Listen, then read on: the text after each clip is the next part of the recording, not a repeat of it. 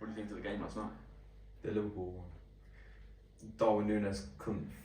I saw. Did you see him miss a push on Gundogan? Yeah. He went to push him and missed. I was just like, oh man. What, he went to push him? He went to push him and Gundogan just moved out of the way. He just goes. And he missed about three pretty clear cut chances. I've seen some of the highlights and he missed a lot. So. I love him though. I absolutely love him. That whole he's chaos ball, isn't it? Like.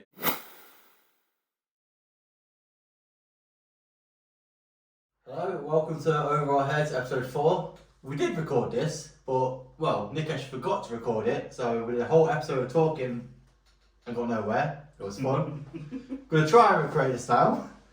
So today, obviously, me, Ash, Nikesh, fellow hosts, joined by Ben and Omar. We're going to be going over the World Cup in the second half of the Premier League season. I'm a Leicester fan, Ben's a Leicester fan, Omar is a Chelsea fan, and Liverpool for Nikesh. So guys, World Cup 2022, what are your thoughts?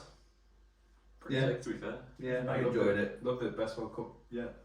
Best World Cup yet? Yeah, my opinion. Ooh. Yeah, I'll throw it out there. Yeah.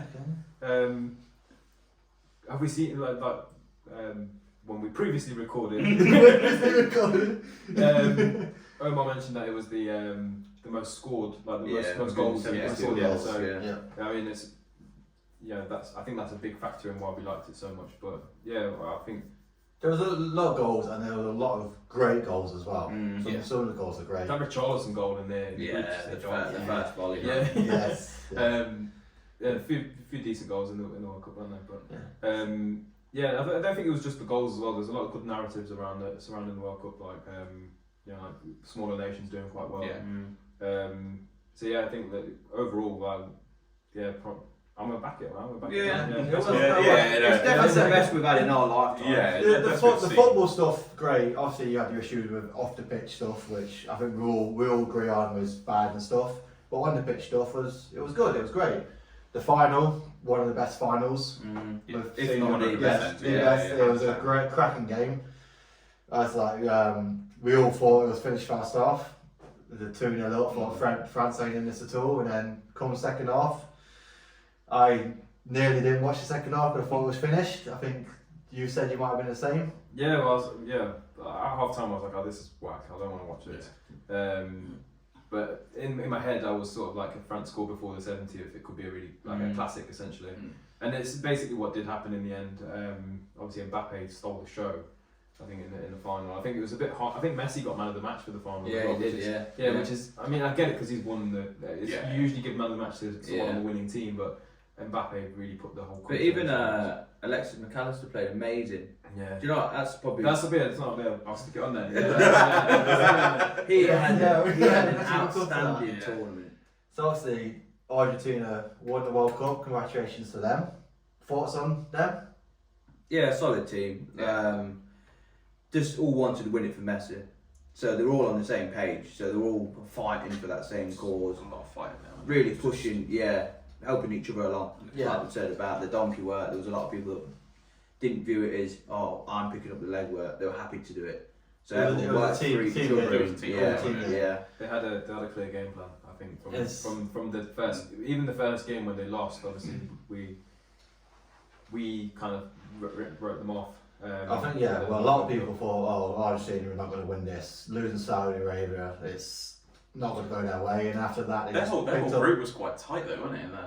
Because I remember I bet on us, so you were laughing. You were like, "Hey, this is completely out there." It was just done for, wasn't it? Saudi Arabia, Australia. What was Australia? No, Australia. Mexico, yeah. Mexico. Argentina, Saudi Arabia, Mexico. Who was the fourth? Was it South Korea? No, it wasn't. Look at that group chart fast. Yeah, there's some on the board. They're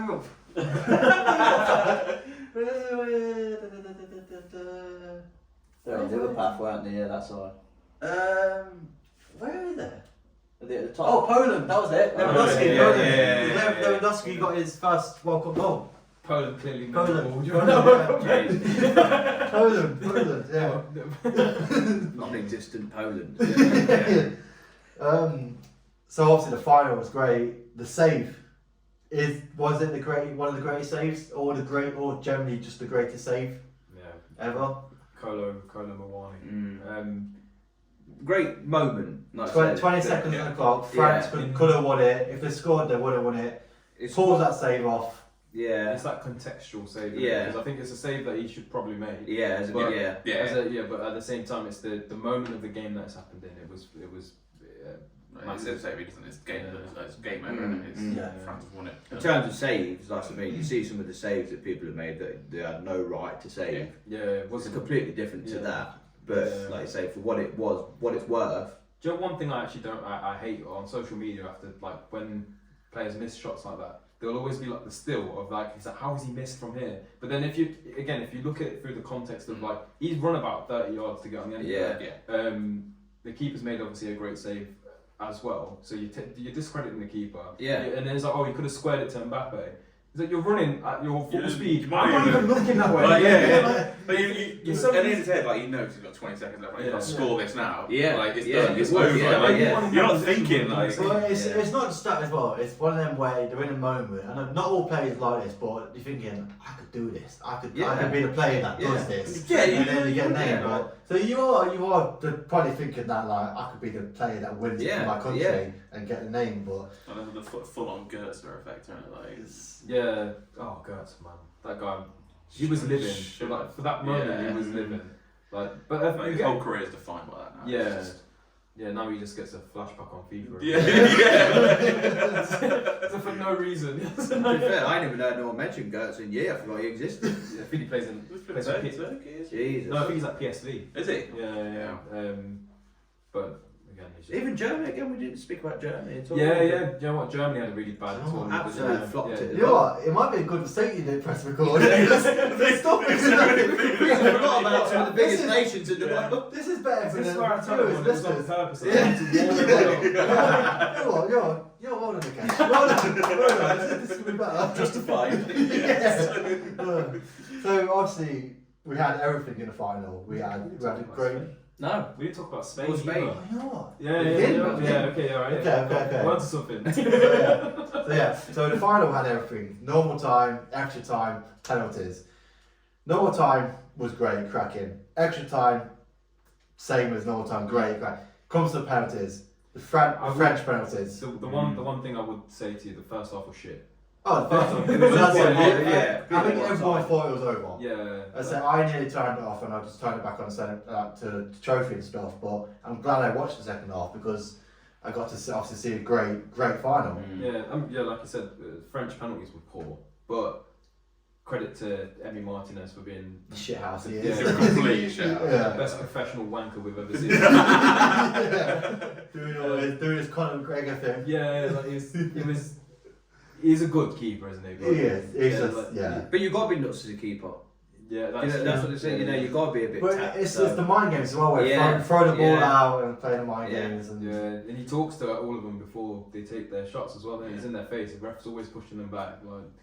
I mean, he's fantastic at that. But what was your thoughts on the referee in the final? I thought the ref was good. He let the game flow. He controlled it well. I didn't really have any problems. He was good. I mean, he did give him a yellow card as well when he was pissing around the penalties. So obviously, I think that's good because you can take the piss, but the way he was doing it, I think if he didn't get a yellow card, he would have kept doing it. And I think there is a bit of disrespect there. You got to. Yeah, still. You can do it a little bit, but I think there's too much. The disrespect obviously continued on the tour. The Baven and Mbappe. But again, the guy's scored 4 goals past year. He's you're never going to play against him again. No. You're on a flight back to Birmingham. This guy's in Paris, 650k a week, living lavish. Where would you rather play? Paris, Birmingham. Paris, Birmingham. I don't know. I don't even like going to Birmingham. Paris and Selfridges. So obviously with Mbappe, I think everyone feels for him scoring 4 goals in the final and not winning it. You got to be. But I mean, he's already got a World Cup. He's won everything at international level already. So. I think that helped the situation. To be fair for him. If he hadn't, if this was his first World Cup final, it would have been absolutely. I think as fans we would have been like he deserved that. Yeah. But I mean, on course to break the World Cup scoring record. He's France's top goal scorer. For how old is he? 23. 23, just turned 24 this week, I think. So. And he's doing all that. He's gonna be. His numbers are crazy. He's got another 3 World Cups in it. Yeah, he's just unbelievable. He's great to watch. I'd love to see him in the Premier League. Love to see him in Prem, but we'll see what happens. But where would he fit in the Prem? Who would he go to? Liverpool. He's got a whole theory about Liverpool. I tweeted in 2018 Mbappe 2020, like hashtag Mbappe 2020, and then it became like a whole thing. Remember in the group chat, there was like Sky articles and stuff like, Mbappe might join and all this stuff, and then he signed that stupid contract at PSG, and it's just killed everything. But I think it'll be whoever's on top at the time, whoever's looking the most promising. Yeah. When he does decide to leave, well, and who could take that now? He does need to leave PSG. Like he's wasted there. He needs to come to a proper league. But has he priced himself out a little, or is he going to take a pay cut? He's going to have to take a pay cut. He's going to have to. It's either that he carries on at PSG for the rest of his career, goes to Real Madrid, gets paid the same money, but doesn't really influence the footballing world the same way, apart from at the international stage or the Champions League. Actually, that Real Madrid are well equipped to win that. Or he comes to the Prem. And I think that's, as football fans, maybe we're all a little bit Prem biased, but like as football fans, I think that's probably the best situation to see him in. The Premier League is classed as the best league in the world. There's no argument. It's probably the best league in the world. We spoke about Haaland versus Mbappe on our last episode, and what better? I mean, the thing that we said about rivalry in the Prem. So if you do have obviously Holland at Man City, and then you have Mbappe at Liverpool, that would be great because the two rivals. It'll be great to see. Yeah, and we spoke about Messi and Ronaldo. Obviously, they went head to head for so many years. Yeah, that's why the rivalry was so strong.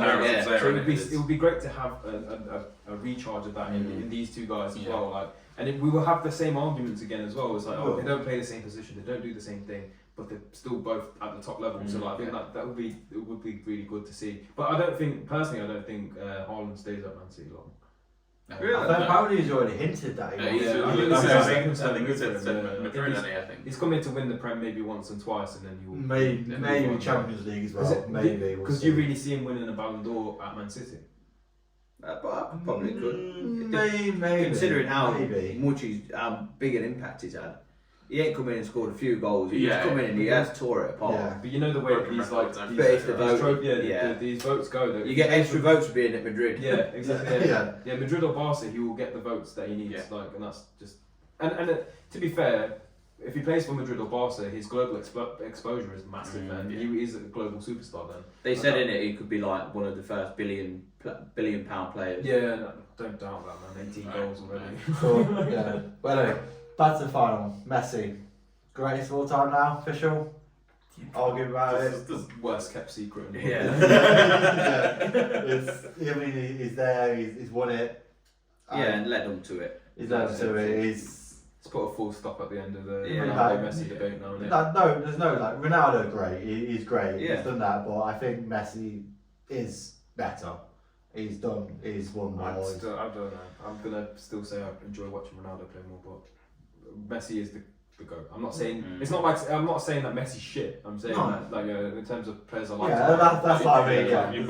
I've always preferred Messi, but even though I don't like Ronaldo, I can't deny what he's done. It's Prem bias again. Stuff like that. What he's done and all that is great. It's Prem bias. We've seen Ronaldo in the Premier League. We've seen him from when he was like a buck-toothed kid, like what he's become. So obviously Argentina won it. France comes second. Croatia come third. Great. I mean I didn't watch that game, but big. It was a good game to be fair. It's a pretty decent game. To come I think what we said, to come third. Croatia, was that Modric? What he's done for Croatia, he's made them a big team. They are a big team now. Well, they've had a good few World Cups now. Yeah. They've just come up this one time.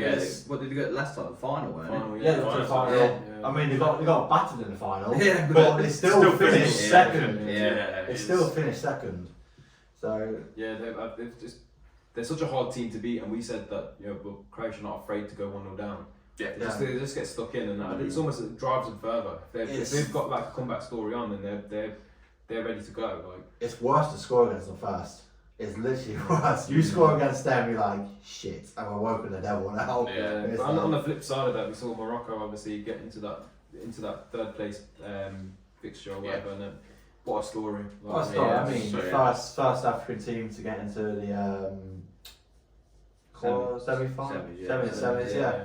So that's a big achievement there, which we all wanted them to do better. I think everyone in the world was rooting for them, and just obviously didn't happen. What if they got to the final? Would we have wanted Messi to win for his thingy, or would we want Joe Morocco? I would have been Moroccan. I would have been on Edgware Road. Auntie, watch! I would have loved to actually have seen that. It was incredible. I want to see Messi to lift it, but then I would want to see an African team do it. Like that would have been incredible. Yeah. I don't know where I've been. I'd have been like. Yeah. I genuinely think Morocco would have had a better first half and front start. I reckon Morocco would have done it. If that actually happened, you know what? That's happened in another time. Somewhere around there, that's it's that happened. momentum, innit? If you've got the momentum to get to a final, chances are you're going to produce. Like you look back at like some of like the massive like cup sets and stuff like that, like Birmingham winning the FA Cup and stuff like that. Like if you've made it that far, that momentum is with you. And like they're a bit like Argentina, where they had a clear game plan.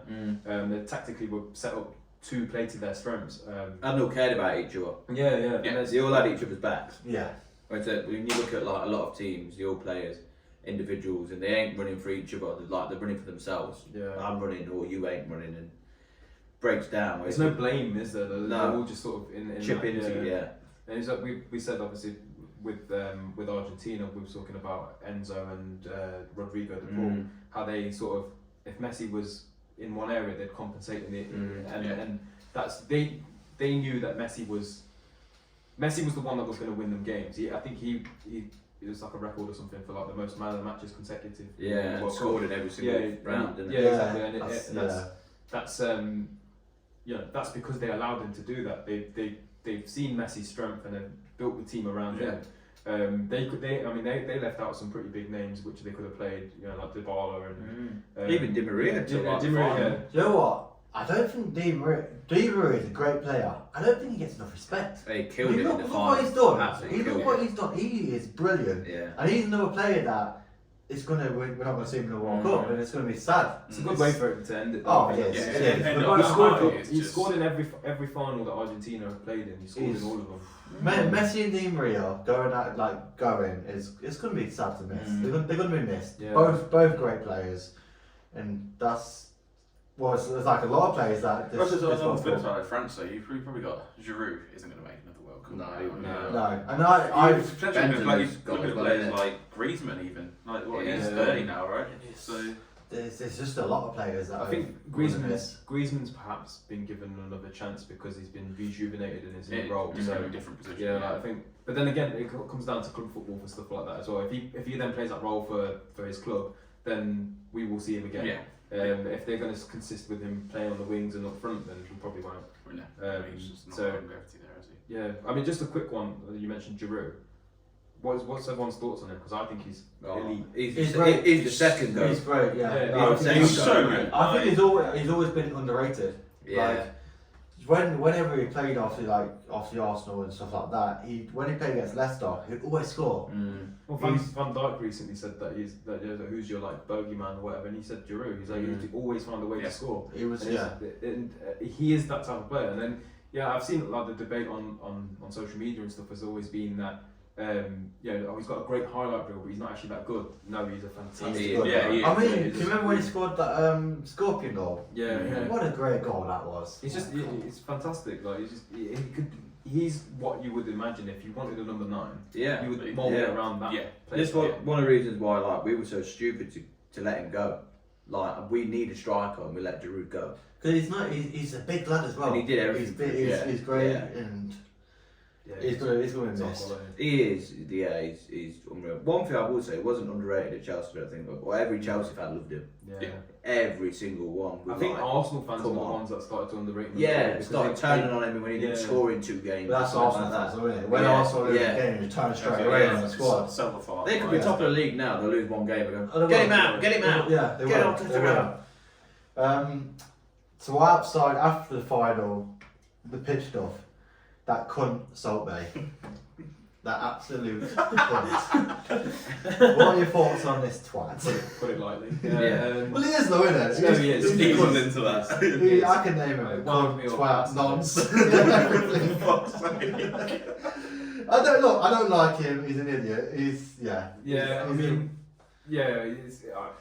he shouldn't have been there, should he? Like, just abusing connections, isn't it? Yeah, to get close yeah. to things. He's that like, he's got no right to he's be. Turkish. Why is he there? yeah, it's not even just that, you know, like, because obviously there's influencers and stuff all around these like finals and stuff, and like you see that a lot anyway.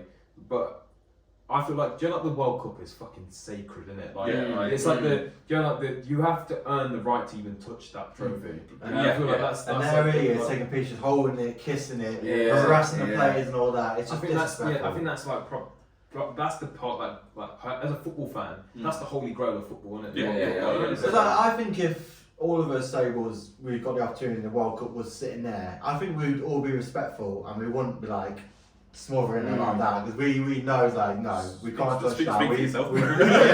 Fucking I want the urge to touch it, but I'm like, no, I can't touch it. Do you like ever have you ever had like an opportunity to like to take pictures with a trophy or anything?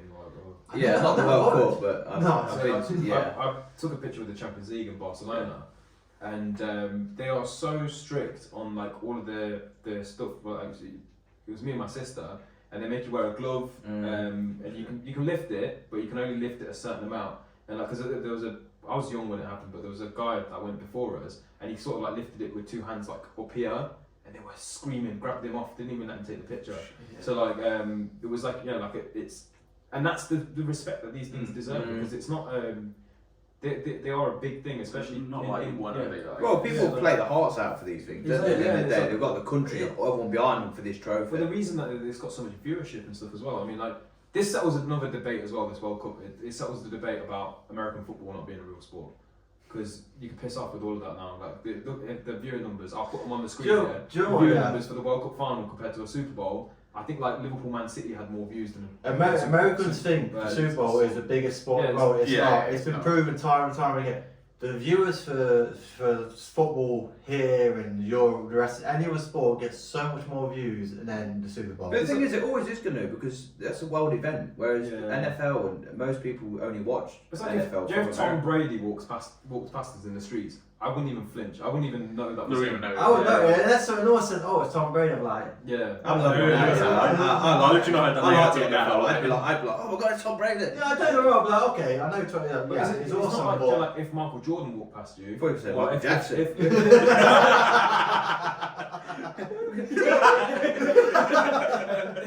No, but if Michael Jordan walked past you, or like Tiger Woods, or anyone else, you would know who they are. Yeah. Like, you know, it's like, does your grandma like know who? My grandma does. Yeah. Okay, fine. You've killed my point. It's like, I always think that, like, you know, like. But no, I know what you mean. It's a general thing. Most grandmas, like you say, would see. Yeah, my grandma would have known who Ronaldo was. She would have known who Messi was, or whatever. She ain't gonna have a clue who Tom Brady is. She ain't gonna have a clue who, like, maybe even Michael Jordan to some extent. Yeah. Like, you know, like, I think like American sports do get a lot of like that. Who's the ice hockey guy? Wayne Gretzky, is it? No idea what I this guy's like a super Hall of Famer or something. You know, like, again, we would have no clue when these people walk past, and that's not even like a. I don't even think that I'm saying that from like a football fan's perspective. I just think that in the general public, it's facts. Like, Sorry to any Americans that watch this, but it comes down to that thing of Americans think that America is the world. Yeah, it comes down to that. They think don't go wrong. Very, very self-centered. Yes. I saw a thing about like it was a poll on like some American TV show, and it was like the top 5 athletes of all time, and it was like Serena Williams, Michael Jordan. It was just all American. Like, the most followed man on Instagram is Cristiano Ronaldo. Christian Pulisic. The LeBron of soccer. Back to the World Cup. So outside top 3, obviously Argentina, France, Croatia.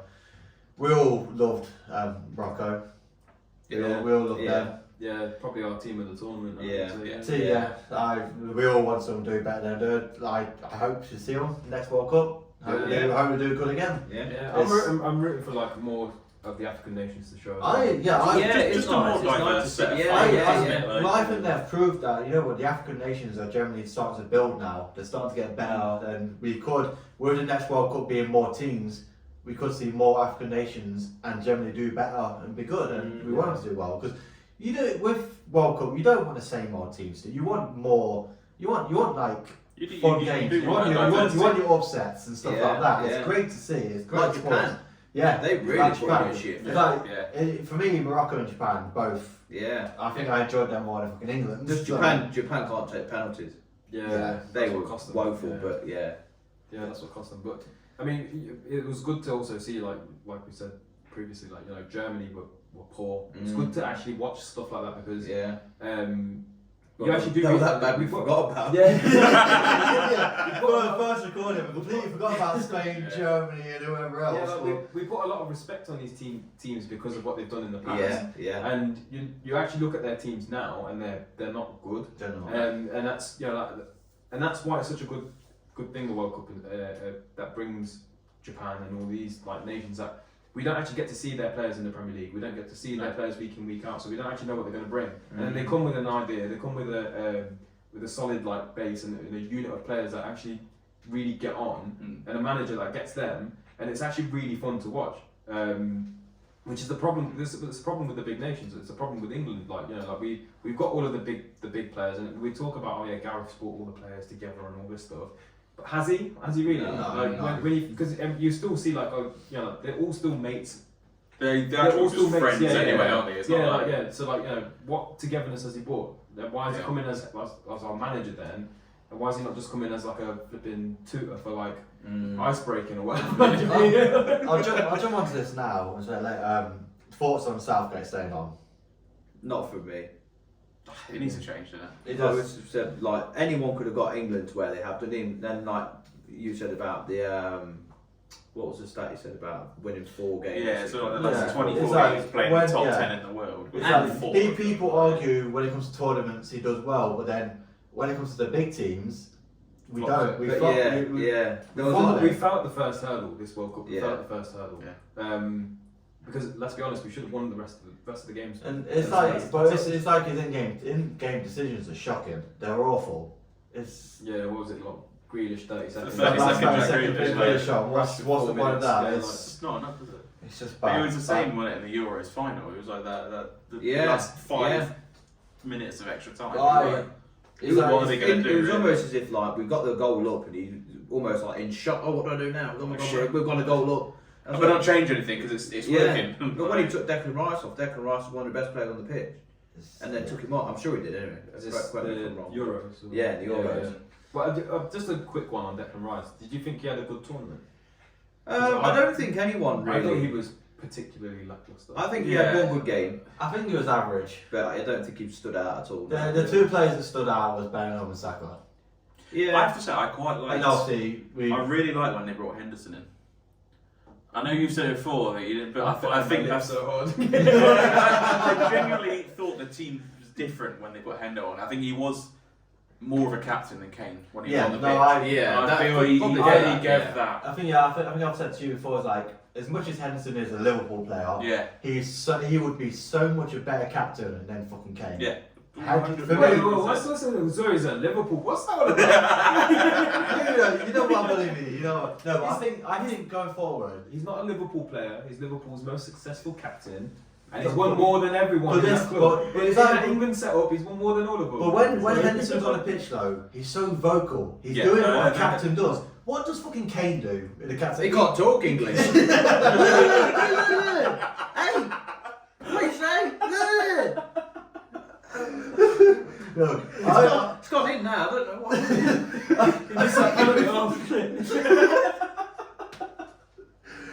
I think going forward, I think someone like Henderson should be the captain, not Kane. It should. But he ain't going to be there much longer. You know what? It would be Bellingham. Bellingham or even Rice. Bellingham or Rice. I think give them captain. I'm going to make a sweeping statement and say that part of that big England future will be Reece James, because he leads Chelsea hard. When we don't have him in the squad, you can feel it. Because he leads, he's a massive... John Terry said that he'll end up being the future of Chelsea. as a captain and going forward. And the energy he brings to games as well. I think he's got so much competition for his spot though. That right back See, I is don't. so tough. For me, it's easy. It's not just Chelsea bias. No, he's an abs. Because I appreciate Trent. I appreciate Kyle Walker. Kyle Walker's getting older. Yeah, he is. Will we get another World Cup? As much as we all love Walker, he's great. Yeah, he's great, but like you say, is he going to get another World Cup? For me, Trippier, we love Trippier. Yeah, we love Trippier, but again, he's they are getting old. Yeah. I think the whole defence is getting old now, isn't it? Yeah. I mean, how old's There Maguire? is some good players coming through though. Maguire's 30, Stones Same with 30. You might be on something there. Same with Chilwell. You know, if you look at what Chilwell offers when he plays well, like when we lost Chilwell and Reece James last year, our season just died. Yeah, but it's because of what And you it's the same, but he can play out his skin. It's because of what you replaced him We'll with. talk about that. Let's talk about Chilwell because it's like that FA Cup Well, final honestly. when he scored. I hit the seat in front of me. I was like, "Fuck you, Chilwell! You fucking yeah." And then it was offside. It was offside. That's what made you better. Because I nearly got thrown out of Wembley. I mean, that was a good story, but yeah. Chilwell scores. I'm punching the chair like, fuck you. Steward comes down, carry on, you're out. It comes to the VAR. As the VAR's checking, the guy behind me says, how do you expect him to calm down? It's an FA Cup final. And as he finished saying that, I come offside. Every Leicester fan goes nuts again anyway. The Steward should just walks off. Back to normal, but the thing that pissed me off with that was the way he celebrated. Yeah, like, I I know you're not with Leicester There's anymore. no rules, man. But There's it's no like, rules. come on. There's no rules. If it was you, would you not have done the same thing? Yeah. Do you know what? I know, yeah. He was pretty vocal as well. Like he said in it, he's loved Chelsea, been a Chelsea fan since a kid and all stuff like that. So it was like his dream move. But when it came offside, the Leicester fans were not there. We all went nuts. We went absolute nuts. But I've gone way off the subject there. Yeah, but Yeah. I've gone way off the subject there. Talking about the future of England defence, fucking Chilwell. Let's leave it at Reece James. Forget we said Chilwell. Reece James. But Reece James will be big in that squad. Reece James has got a He'll be great massive. spot warming up and cleaning Trent's shoes. Okay. Hey mate, he couldn't even get in over Trippier. Or no, Walker or Trippier. He was like third choice. Do you think Reece James would have started? Yeah. He was injured. He was injured. Right. Else he'd have You walked think straight James would in. have started? Yeah, he'd have walked it. I think on the South. This could be interesting. I'm not I going to disrespect him. I think James is quality. Yeah. So I'm not going to disrespect him, but I think Southgate doesn't start him anyway. No. Well, just out of favouritism. Just because he would want to start Walker. This is another thing with Southgate. Walker and Trippier. Yeah, As long as Southgate's in charge, I don't think we will actually see our best lineup. It's like when Sterling was starting games at the start. I don't know if it was like the first 3 group stage games Sterling played. He's been Bob for Chelsea. I'd say Bob, it's probably a bit harsh, but he hasn't been impressive. Whereas Rashford has been impressive for Man U. It didn't start. But we've said this about Maguire though for United. Yeah. Everyone knows he's been awful. But he did good for England this World Cup. He did really well. And But it's hard. Yeah, but with that head, anyone can win headers. Let's be honest. We say he had a really good World Cup. He had a really good World Cup at winning headers. Yeah. That's essentially all he did. Yeah. Was he won his aerial duels. That's all he did. Like in football terms, that's all he did. Because everything else was him passing it 2 yards this way and missing a big header against France. That's all he fucking did. So like, yes, okay, he had a good World Cup because he won his aerial duels. It was prominent. We saw it, and there's something that you notice. If he was like Stones had a good World Cup as well. Yeah. But Stones was fantastic positionally. He was never really out of position. Transitioned the ball quite well. We didn't notice that as much as Maguire because he didn't win his aerial duels. So like it was like oh, he's lost the ball again. Again. Whereas that's what it comes down to with Maguire. So like I'm still on this thing of like good for England stuff don't count. It don't count. But we've spoken about this before, where it's weird because the players. It's hard to say because when they do come in for England and they do well, it's kind of goes against what we sometimes say. Yeah, but we said that about Pickford. And that Tuchemani goal, like any goalkeeper that's slightly not got the smallest arms in the world, saves that because it's not. It wasn't a great strike. Yeah, like, it was on target and it had some power behind it. But in training, God's sake, get up and go again. Yeah. Because then we'll get that flip side from Pickford where he saved that one against Senegal or whatever, which was a good save. Who do you prefer in England goal, Pickford or Pope? for me, it would have been I Ramsdale. That was my choice, Ramsdale. I completely forgot about Ramsdale. That was my choice. Ramsdale was really vocal, Yeah. commands the box, got good distribution, and Come on a long way as well. Yeah, really good. I really good season for Arsenal. Yeah.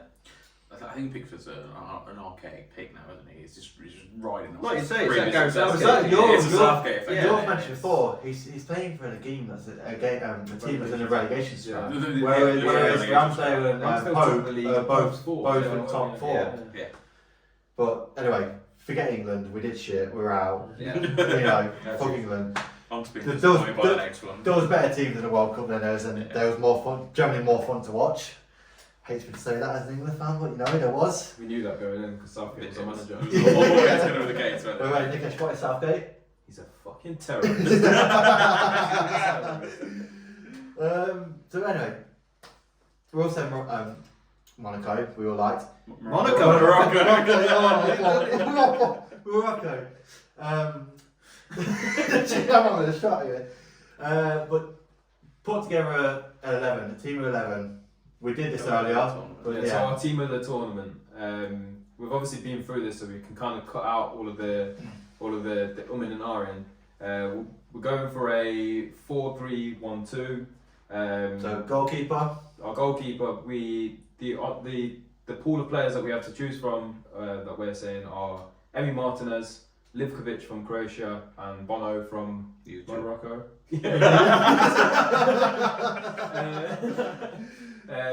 We sort of unanimously said that Emi Martinez was our guy. Because, he won the World Cup and he's the shithouse. And played well. And he was good. Well. Yeah, He did play well.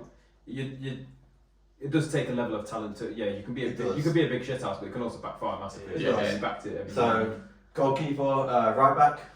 Right back, we talked about Hakimi and Walker were our sort of two picks that we were debating. We kind of says we're leaving English players out.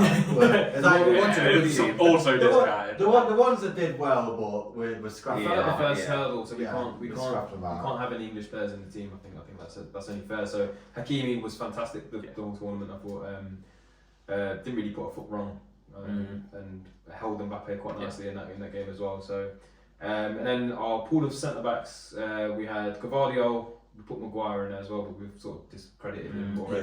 But did you actually see? I'm sure someone posted something about the actual official team of the tournament. I'm sure Maguire actually made it in. That was before the final. Was it before the final? That was before the final, right. And then after the final, he dropped out. I think you can't do things like that until it's all finished. Until the whole competition's over, that's when you can do that. Like what we're doing now, kind of thing. Yeah, because this team would have been very different if we did this at the end of the group stage. We would have had a very different team then.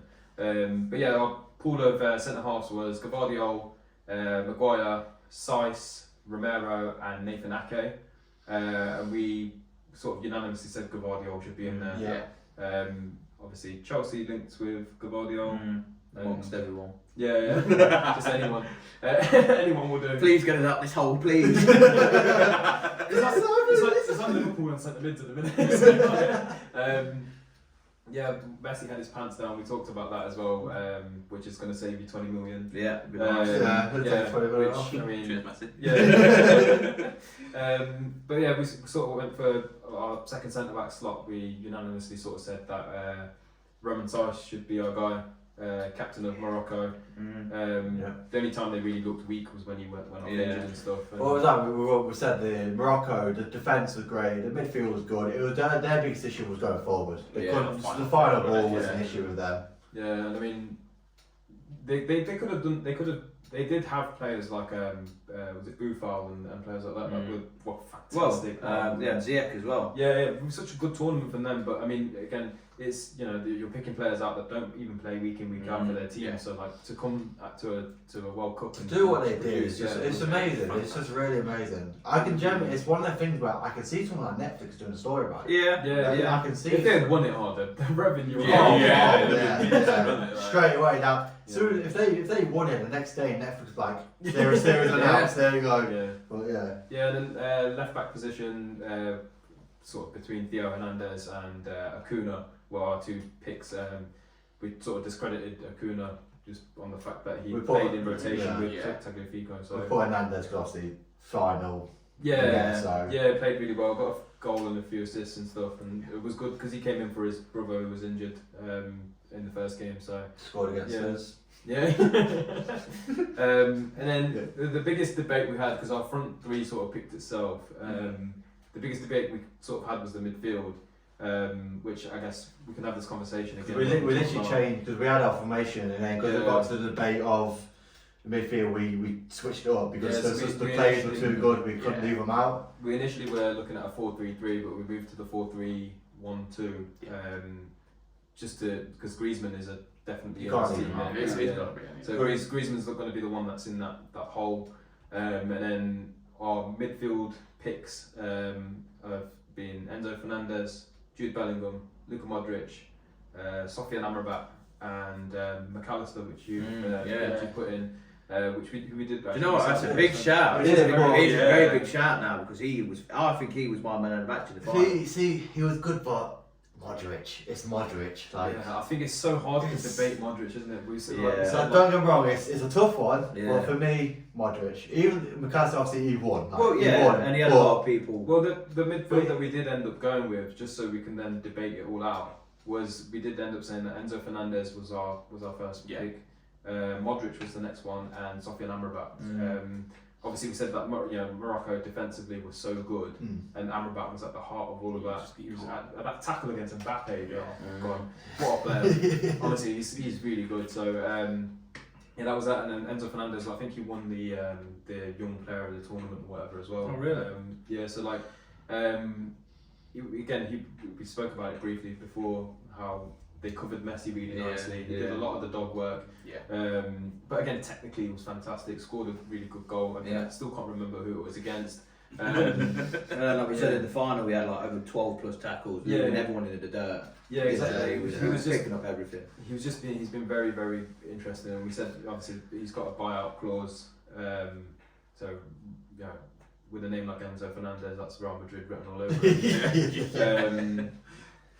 Yeah, and then obviously, so we can debate Modric a little bit now. So this is it. Modric or McAllister. I don't think Modric falls out. I don't think McAllister. I just don't think. Yeah, I think McAllister's probably. I don't think you can't not mention one for the future. I think Yeah. The fact that we're saying these two names in the same breath hurts me. Yeah. Brighton, But Real Madrid. Yeah. Ballon d'Or winner. Brian. Kind of looks like Ashley. But then Just a bit. It's like a mix of McAllister and Messi, isn't it? I'll take that. So my I think we'll It's yeah. good, I just think it's nice to give McAllister a good Yeah, mention. honourable mention, but I think like we said, what Modric has done for Croatia, Yeah. you can't deny that. He's world class, 37 years old and still doing what he's doing. And He's for brilliant. Croatia to finish third and just not pick anybody out of Croatia's team would probably be a bit harsh as It's a well. bit Yeah, disrespectful. Well, really. we've got Gvardiol in there. Yeah. So like, I guess. Yeah. But I mean, that Croatian midfield is like that's the hot Some team. hot team, yeah. yeah. Like it was Brozovic, Kovacic, and Yeah. Modric. They're just all absolute workhorses, Yeah. aren't they? And what Modric can still do at his age is outrageous. His technique, his vision, even his execution. Like, do you know, like the way that like obviously I get to see it with Thiago for Liverpool every week, where it's like the little drops of his shoulder and stuff. Like you can't teach them things. Do you know what? Centre back Thiago Silva. He was immense. Oh, he was good, wasn't He he? was absolutely immense. He was good. He goes in there with a safe size for me. Now thinking about it, because You know he what? was absolutely fantastic. That is, you've thrown a big spanner in the works. That's Yeah. Considering his age as well, He's 38. yeah. Do you know like we said Now about you've said that Modric? as well. Do you know who else That's- was really good? Pepe. Pepe was class as Yeah, well. we haven't spoke about Fuck Portugal. it, stop again. Pepe was really good. But I don't think Pepe did enough to push anyone out. No, But yeah, I think no, Thiago that's Silva right. did. I think Thiago Silva was Yeah, I think you might outstanding. just. So we swap Thiago. Probably What's for the Thiago size. in? Probably for Yeah, size. size. Yeah. I think Yeah. yeah. You all agree with that? Probably, yeah, because Yeah. he was. I remember watching Brazil and like a bit like what we say about the Messi thing. Neymar don't track back. Yeah. And you had a couple of people where he was picking up the slack for everyone in that team. Yeah, I think that's what Brazil kind of got it wrong actually. Yeah. Was that Vinicius Junior didn't do much tracking either. No. I think with what's his name, Rafinha. Yeah. He did a lot of tracking, so he worked on that side, but there was a bit like lopsided, so that's probably where they got it wrong. To be fair, but yeah, I think that's a shout. So keep Modric in, but put honourable mention for McAllister. Obviously, another honourable mention for Jude. Yeah. But we can't have any England players on this. It's not right. Yeah. And to be honest, realistically, I think Jude only had one good game against Senegal. It was good. It was 7 out of 10 performance. Yeah. The 10 out of 10. Yeah. 10 out of 10 Given his age as well. Yeah. The maturity I think he's managed to show. Like, even like his post-match interviews and stuff. Yeah, really good. He's just so good. He's consoling Kane after the missed penalty and stuff as well. Like He's a bigger man than I am. He's 19. Yeah. Oh, You idiot! Oh, we're going to Kane. As I say, we discussed this in the previous recording of the squad, but I've openly said my opinions for years on Kane. Me and my dad have always had the same opinion on Kane. I've openly said it to you lot, and you lot have always been like, I've been on drunk rants about Kane. And what happened? So I just added to it, which is what I've said. So are we going to put him in as an honourable mention for the midfield then? Or? who, Kane? Yeah. England's best With DM. the point in for honourable mention of the worst penalty ever taken. No, there's a few. In Oh, okay, there's a few for that, but that was up there. But yeah, Kane. Yeah, I've said what I've said, and that is added to what my thoughts on him. I don't know what your thoughts are on Kane. I don't like him. I'm not massive. No. It's like you said previously about Son being one of the reasons he's massively compensating. Me and my dad again, we generally believe Son is massively wasting Tottenham. He needs to be somewhere where he's winning trophies because he deserves. He's in his trophies. He deserves. He's 27 now. He's absolutely brilliant. Like, I don't like Tottenham. I hate Tottenham. But Son, I can't hate him. He's brilliant. He's absolutely brilliant. He needs to be in a team that's winning trophies. He needs to be there. Yeah. Well, when he was in Walking Dead as well, he was fantastic.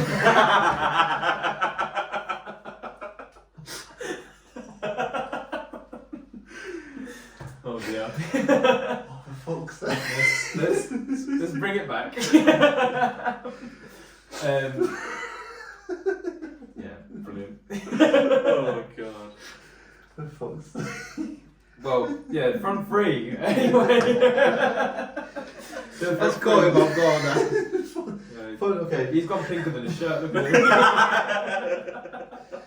Front three, we've all agreed on. Yeah. Messi, Mbappe, And straight in there. Yeah. Griezmann straight in there. Yeah. Is there just so we're not discrediting anyone? Is there any honourable mentions? One for me would have been Ramos from Portugal. I thought he was And Ramos. obviously we mentioned Julian Alvarez as We well. mentioned Giroud as well. Giroud. But obviously none of them are took. I don't think there's anyone else because there's definitely no one from England. I think Richarlison had a good World Cup. Yeah. You know, But you know what? He scored some nuts. I don't like Richarlison. Yeah, I'm not a fan of him. Do not like him. I like him in a Brazil shirt. But I think when he's for Everton, he's shit. But you know when he's for Brazil, because then isn't like the last few games he's played in Brazil, he's done really well in general before the World Cup. He's like on a massive. But then I think but I think that's obviously what Tite just sort of chose him as. That's my guy. They've obviously got options. They've got Gabriel Jesus, Firmino, Gabriel and all these other guys. But he sort of stuck with him, and to be fair, he is a very good striker. It's just he's played for like shithousey prick teams. Yeah. Like, so it's very easy to not like him. Yeah. But as a striker, he's actually very. I don't mind. I've always quite liked Richarlison. I always felt like he deserved a bit better. I just don't like him. Whenever the thing is, one of them where he always scores against us, and I always call him Pigeon Boy. Let's just call him Pigeon Boy. To be fair, I think. And he did celebrate the celebration in Brazil where he's like that on the sideline. And like the Pigeon Boy strikes together. But I think that's the joke, isn't it? So I think that's the thing with him. But yeah, I think I think you can honourable mention. Honourable mention, yeah. He definitely don't get in there. He scored some nice goals, really nice goals, and he played nice, did play well, but he for me, you don't make a team just an honourable mention. I don't think no one touches that. I don't think you can't take Messi and Mbappe. You can't take them out. They are there. Cemented, they're the first names on the show. I don't think there's anyone. No one actually generally comes close to their level. What was there? You had people that was they were. There was just too good. You talk about form and then you talk about world class. These two are world class. So like these guys will do this every time they're on the pitch. Yeah. So like there's obviously a few form picks in this, which they might be in this team, but you might never hear of them ever again. Like, you get World Cup players, James Rodriguez, and like players like that come to mind. So.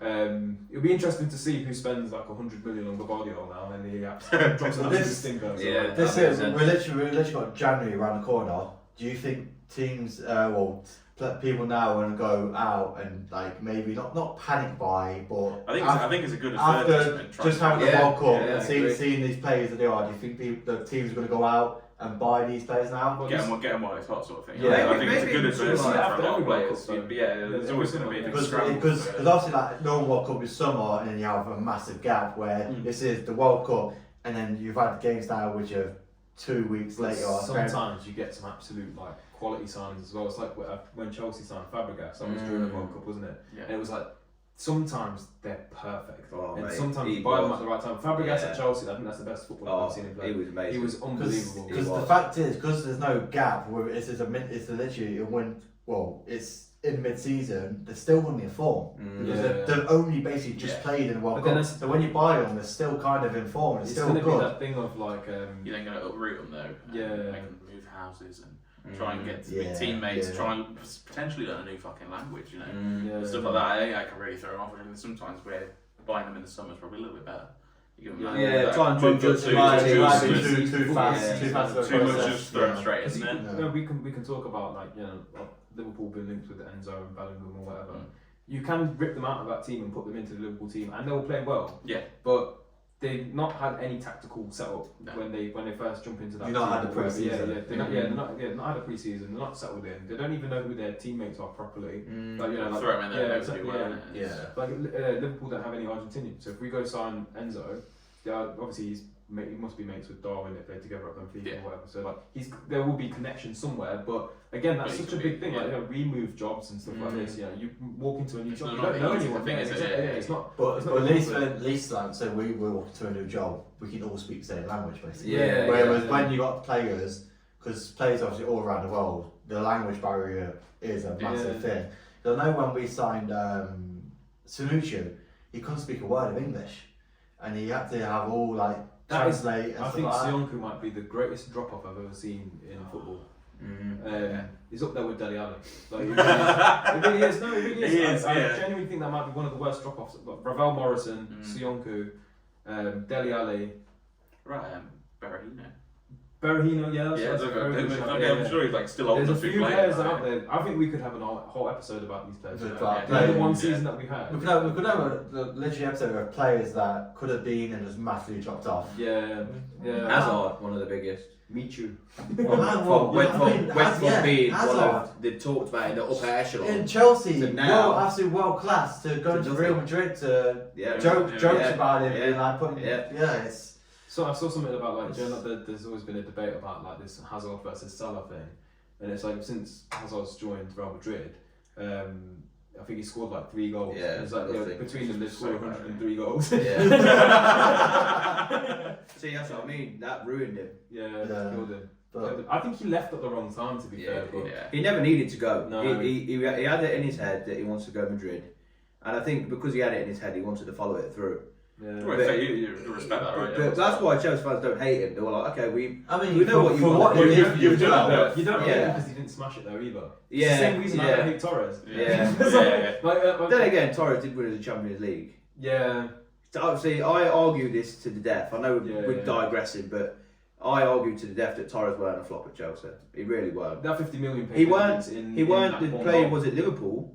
There's no argument about that. But I don't think he was classed as a flop because he come here, he won trophies, helped to win the Champions League, won 2 European Cups. You can't call someone a flop if they won trophies. And he was active in that. You know, he you went can't on the have a bench. striker that's not scoring. Maybe that way. But if someone like Torres, it's I mean, would you speak as Werner as the same as Torres if you won Champions Leagues and Europa Leagues with Torres? If he didn't have the trophies, you'd have been like, he's the worst number 9 we've ever had. Yeah. No, not for Chelsea. Jeez, we have a rat.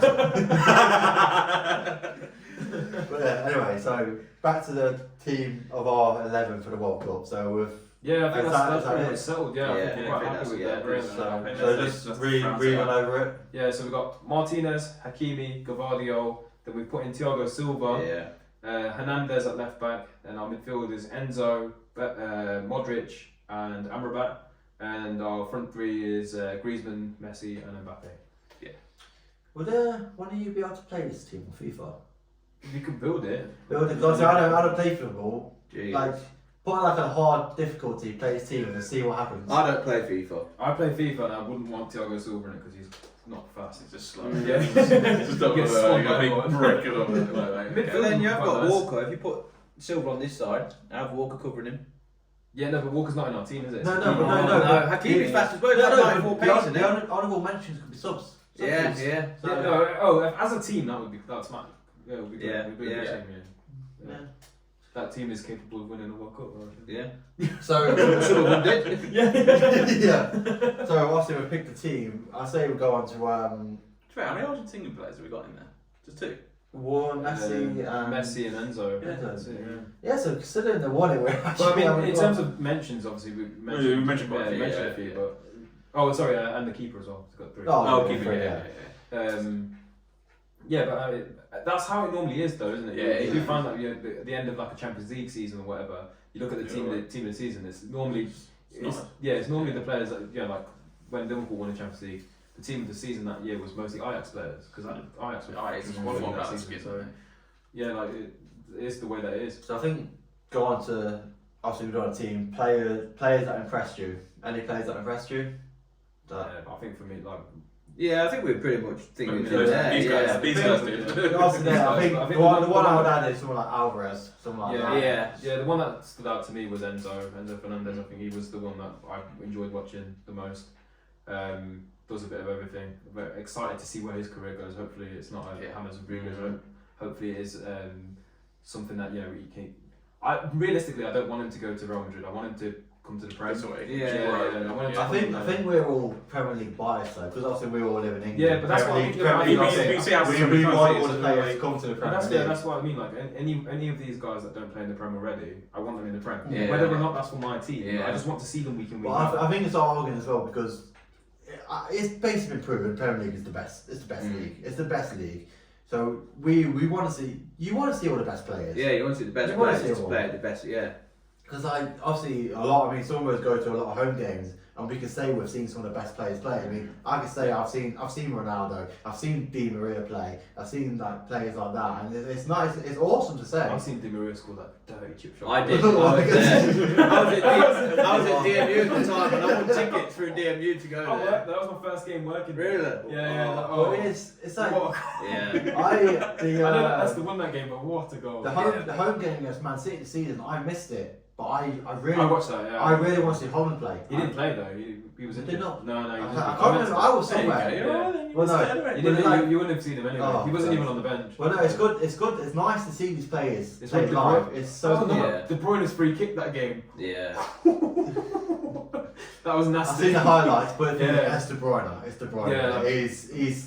Yeah. You can't. He's world class. He's world class. We spoke about De Bruyne versus who do we have in goal? Danny Ward or Danny Ward. Was it the early? I think De Bruyne is any goalkeeper. We said, we watched the Liverpool Man City Cup game yesterday, and we said De Bruyne was fantastic. This is a bit of a random one. Who would your current status? Who would your top 5 goalkeepers be? Because there's some good shouts like current playing not past playing now. Right now. Who would your top 5 goalkeepers be? Because you got. I know De Gea's not performing, but he's still. Is this what just Premier League or? No. Are you doing it all time or just? No. So playing? any league, but currently playing now. So you got to throw like Alisson in, Anderson, Ederson. I think Schmeichel's got to get in there. He's not playing now. He's not. He's slated by He's doing shit in Nice, but surely in the French league. If we're talking about right now, as of today, he's nowhere near. Yeah. Not in there. Not in top 5. Nah. So who would you put in? Aaron Ramsdale. I think straight away you have Alisson and Anderson are definitely in there. Yeah, they're definitely in there. So they got 3 more places. Ramsdale, I think we can agree on. Yeah. For this season, purely on this season, Kepa. I think you can't not throw it. He has been in there now. and Mike's pretty good. Kepa, regardless of his past. If we move away from the Prem though, I don't know if Kepa gets in. No, he probably don't. But because I think Courtois. Since the Champions League final, he's been quality. Yeah. I think he's great. He's a great keeper anyway. It worked for us. No, he's hit and miss. It was really bad. All we had to do is kick him between his legs. Decided to have a flipping man of the match. Yeah. He was saying. Apart from that, I think Courtois had a good year. Yeah. So I don't help watch enough abroad. I can't really comment much. It's like I can tell you like the Courtois to Stegans. I can tell you where they play. I don't know. That's why I kind of said I'm exactly the same. The players now, because if you go greatest of all time, a lot of people would have said might not make it. Because I think if you go greatest of all time, the Schmeichel, Schmeichel would be in the top 5. No one right now makes so nice. I always, whenever we talk about greatest 11s and whatever, I always try to talk about players I've actually watched play. Yeah. Because I never watched Pele play. I never watched. You can watch highlight reels. Yeah. You're just going to see the very best. I think because you're not going to see when you watch them live, you see more of it. Because the thing with like things like TV games, it's like people on Twitter. They only watch certain moments. But when you're watching you see the goal, you see all the games, you see the players who watch they actually are. You see them have their mistakes and their good moments, so you get a general feeling. Put the highlight reels together for Messi, for example. Obviously, that's the greatest player of all time. The highlight reels are absolutely outrageous. But if you watch him for 90 minutes, for 88 minutes, he's done absolutely nothing but walk around. So and then for someone that's that's not a good performance. I mean, we will rate it because of the magic moments he creates. But for someone, 88 minutes of not doing anything and not running and whatever, just walking around, that is a bad performance. For most managers, that's probably a Sunday league you get took off. Exactly. Omar, you've been walking for 40 minutes. It's like for me, for a lot of people rave about Harvey Barnes, but I don't. He can't finish. If he could finish, he'd be class. People say he's absolutely brilliant, but I'm like, I watch him every week in, week out. That one game we went through with the Norwich game, I didn't he's like, don't get me wrong, he's good. I'm good. He's still young. He's going to get better, but. People say he's absolutely fantastic. That's not true. Just because he's young doesn't mean he's going to get better. Well, he's 24 now, isn't he? It's not true because we've seen so many kids. We have seen it. We have. He went to Real Madrid. As a Leicester fan, I want him to obviously get better. But say if you play for Liverpool, you want him to get better. So it might not happen, but I'd kind of say the same thing about Darwin then, isn't it? Like obviously he's still young. He's he could just be a really bad finisher. This is the point where because obviously people see him for the TV games and he'll turn up for that and play good. But when you watch him week in out, he's not brilliant. But it's obviously players like that. Yeah, I think did we finish the list? No, we got 4. I think we got. Are we doing Prem or are we going? Should we just go Prem? I think let's go Prem. Let's go Prem League. If you're going Prem, I'd probably say that Kepa sneaks in at probably number 5. So purely because of how well. So no order at all. Just 5. No 1, 2, 3. Top just 5. top 5. Alisson, Ederson, Ramsdale, Kepa, Martinez. Yeah. In the Premier League. That's if you're only I'd taking say Premier Pope League. or If we're just doing Premier League, Pope. Yeah, Pope over Martinez. I know Martinez just won the World Cup, but that was before Pope. Yeah, to be fair, I didn't hear much of him before at Villa. He had a good season last year, I'm sure it was, but this year I've not heard anything. Villa have been dreadful, hasn't it? So I think brings us nicely onto some Premier League. Yeah, I think we've covered everything about the World Cup with goals and everything like that. So obviously second half of the Premier League. Oh no, actually one thing. Did we cover this recording about having another tournament in the winter? No, we've not covered it again. Well, we'll try it. So that's what I'm trying to think. Right, I know we covered it in the last recording and forgot what it is. Would you be down? So forget about no corruption, nothing like that. Would you be open to have another World Cup in the middle of the season, in the winter again. No. It's a nice one-off novelty. Yeah. It's happened. It was just stuff like you were saying, like, they were putting the games on with the King Power. You could have gone outside. What, in the middle of December? Yeah. But you know what? That's different for different countries, though. It is. Argentina in December, like they look banging. Like, like 30 odd degrees. It's just things. It's shit for us, but other countries. Yeah. Like, Maybe we're the problem. Maybe Maybe that's it. We just a lot of leagues have winter breaks and stuff. Yeah, like Germany. It is, but then again, like you're stopping the Premier League. And obviously we've said that the Premier League is like, firstly, the most commercial league in the whole world, and it's probably the best league in the world as well, just to watch. And if you're having to stop that and adjust that, that's when it becomes a problem. Yeah, and it's one of them. If it ain't broke, don't fix it. Like it's ran the same all them years, and there's never been a problem. Yeah. So, like I say, it's a nice novelty to have it. It's happened. It's happened. Let's not make it. Yeah, start mixing it up. This year we got it in April, and then we're all with the talk about. Play one game. Changing the World Cup to every 2 years. We all want to leave it 4 years. It makes it special. Yeah, that's it. Because you wouldn't have like it wouldn't be like, oh, this is Messi's last World Cup. Because we've got another one coming in 2 years. 2 years. You can worry. Leave it all as it is. Fine. Like I said previously, if we do get a World Cup every 2 years, make it big and get rid of the Euros. It just loses interest. Get rid of the continental trophies and just give us a World Cup. Yeah. So obviously we're coming to Boxing Day, start of the second half of the Premier League. I'm excited. You lot? Yeah. Looking forward to it. Yeah, I'm excited for the Premier League to come back. I'm just not excited to watch us pass side to side for 90 minutes and then lose again. I'm looking forward to it. I think Liverpool and Leicester probably had their seasons stopped at the worst time. But Premier League's unpredictable. It's gonna feel like a new season, which is probably what a few teams needed. So it's like, obviously, I know this week some of us have had our cup games. Obviously, I went to MK Dons for our cup. We won. Boring game. We won, which is nice. They was awful. Like beyond, even League One, but they was beyond awful. They was bad. Stadium. Great. It's a Premier League stadium. It's a brilliant stadium. Nice comfy seats, nice space.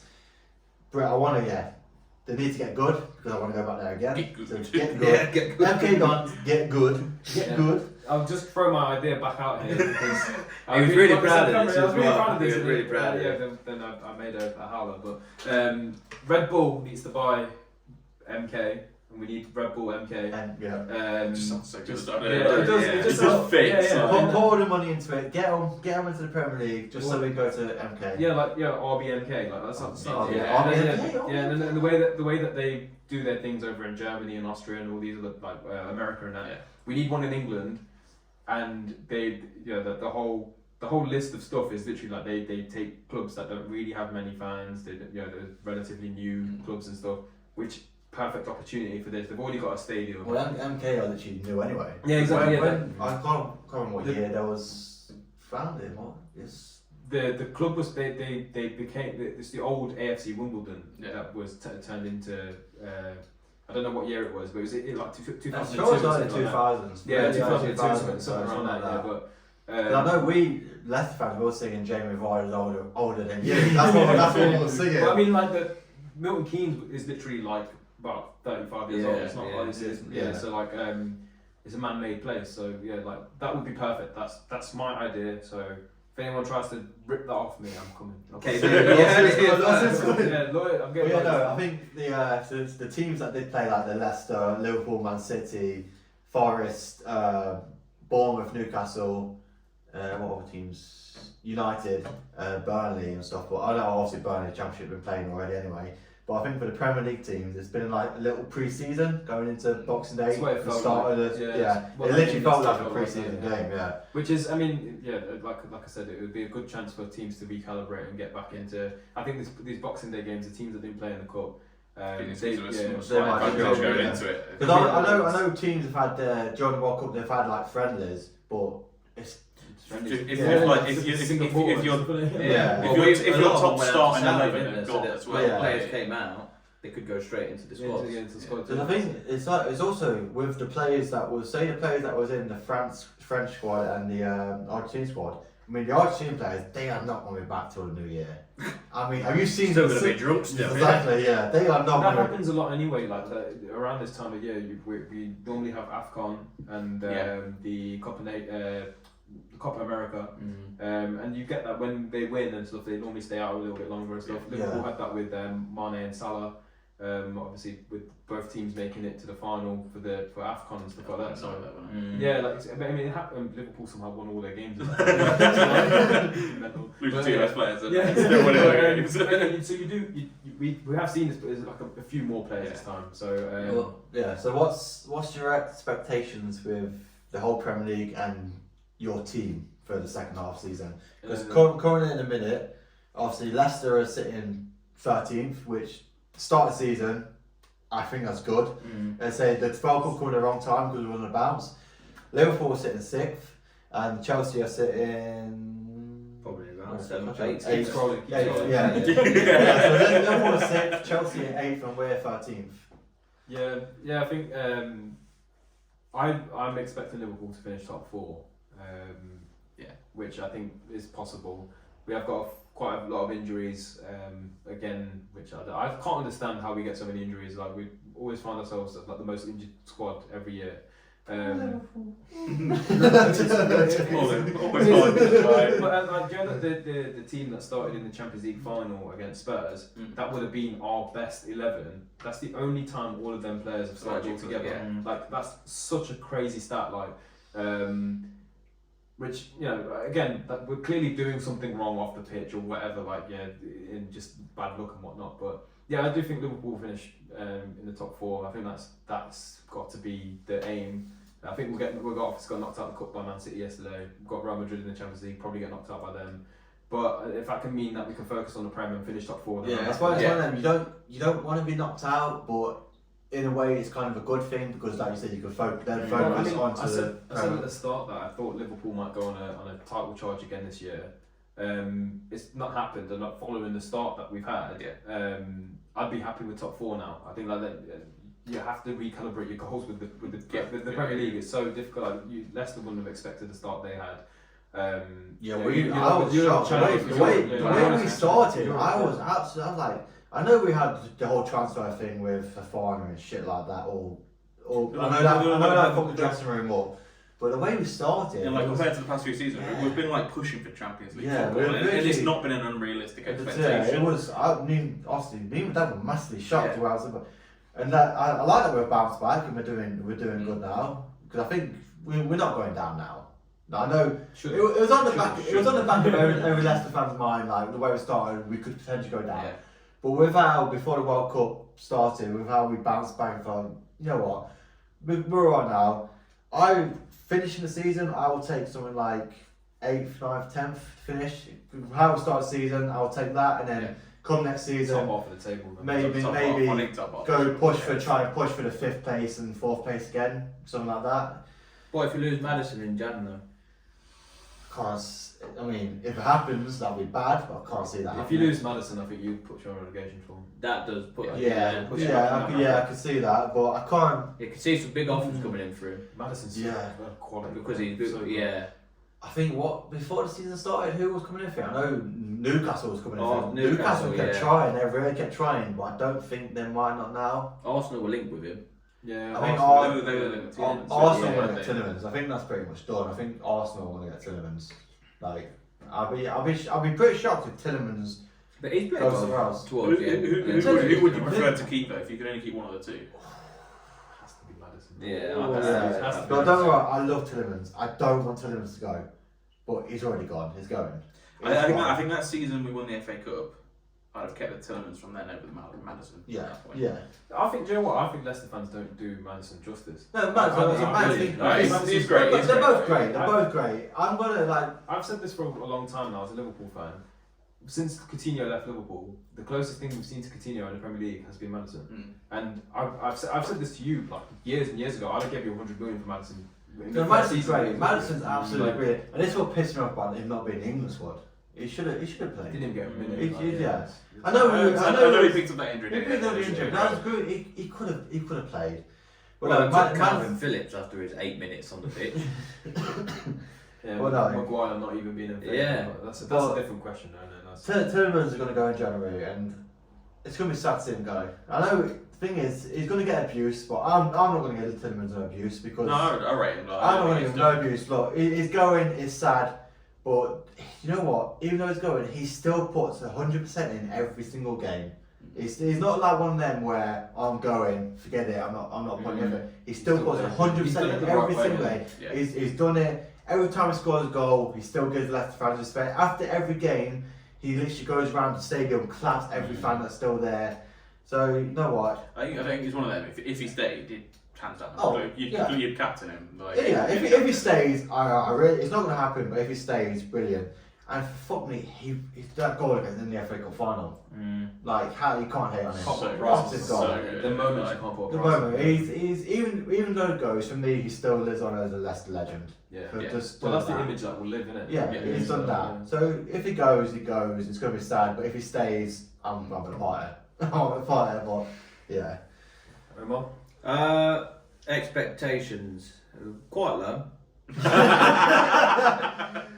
what I think- we're talking I low think- top 10 or No, I think- below top 10? I think in realistic expectations, I think now we have to just aim for the top 4 and go for that and just try and re-stabilise. I think most of our problems now, they're all falling elsewhere. So it's like now we haven't got the right players in the right positions. We put a manager in there that was supposed to change things that hasn't changed things because it wasn't the manager's fault in the first place. Yeah. And then you've got new owners coming in that are shaking the whole top down, Christmas tree effect It's kind all of thing. happened And at the wrong time. it's all come, in one big fell swoop, and like the players ain't responding. I think a lot of the players believe their own hype. I think a few of them need to kind of sit back a bit like Pulisic. You know, he can play really well, but don't. You got Ziyech at Chelsea. He doesn't really get chances because you've got people like Mount in there, who's a great player, but again, he ain't what he should be. So is he believing his own hype? I see that. No, he ain't. I love that. Mason Mount. It was so nice to go. Mason Mount can be a great player. I love him. When he plays well, I'm sure he could be, but He could be. everything I've seen of him. yeah, it's when he just plays yeah. well, So he disappointing. He is good, but he's not. He's just not hitting them hard. No, and he he's needs not. again better get coming down to management. So he needs someone who's going to put him in like they were dubbing him like Lampard, but then he's playing on the wings. Lampard never played on a wing, so No. why you can't say he's going to be like this type of player and then put him there, and then all the players are out of position. We don't know who's going to stay where or what. We got bought that Koulibaly, who's absolutely awful. He's literally a defender's Lukaku. He is a donkey. He is awful, absolutely awful. Obviously, we lost Reece James, Ben Chilwell, both at the start of the season. And then, well, not Cucurella, we said that. yeah. Cucurella had one good game. Yeah. And again, like went back to Kepa. Kepa has saved us from games. He's made us look reasonable. Where there's games we should have lost about 5-6-0. Do you think Kepa's your long-term keeper? I'd like that again. We need stability. We need to because Mendy came in and had a stormer, and then now he's gone awful again. Yeah. I'd like for Kepa to be because he's young enough. He's starting to mature now. Obviously, he came to us very young and had the £80 million price tag on his head and stuff like that. And then It's a big I mean, expectation. that probably didn't help. no, but then For you any had player, that's then you had that's Sarri in as yeah. well, and there was big problems between Sarri and the squad, and you could tell that anyway. Kepa didn't even come off. And then Oh, Kepa so did the come off when he penalty tried to get was already- subbed. Yeah, sorry, innit? But then again, it's like this is what I would say about like context in things. When you watch it on TV, you don't know what's what, but he might be saying, "Oh, if you get the ball in the last 5 minutes, time waste." So that's what Kepa's done, gone down time waste. And then he's saying, "Oh, he's injured, take him off." And he's probably thinking, "Well, no, I'm just doing what you said." Yeah. And then he's saying, "No, come off. I thought he was injured." Well, I'm not injured. I'm doing. Do you know what I mean? We don't know what goes on around that. But then it's nice for him to hit a bit of form. There's a lot of narratives in football which come from the press, Yeah, from the media. yeah. Like there's countless amount of Mhm. things which ruin careers really as well. Mhm. Like even down to like managers and stuff. Like people talk about like Mourinho being like such a toxic this, that, and the other. Like if anyone's watched that All or Nothing with Spurs, he's trying to save people's careers. He's trying to save Danny Rose from going down this like horrible path. Dele Alli, he literally warned Dele Alli about the thing that happened. Yeah. So It's easy to talk, isn't it? And believe me, there's reasons why these people are in these positions because there's clearly something about them. But for the season, I think probably top 4 would be nice. So this brings us nicely on to what's your expected? Who do you think the top 4 are going to be? Do you think? What's your pick? For me, top 4 in first to fourth order will be Man City, Arsenal, Spurs, and Liverpool. Omar? I think Man City will win it. I think Liverpool probably be second. I think Man U will do well. I think probably Man U 3rd and Arsenal 4th. Ben? I think they'll compete. Mine are pretty much the same as Nick Ash's, but I think I'd switch Spurs and Liverpool around. I think Liverpool 3rd, Spurs 4th. See, you're all fucking disrespectful to Newcastle. Yeah.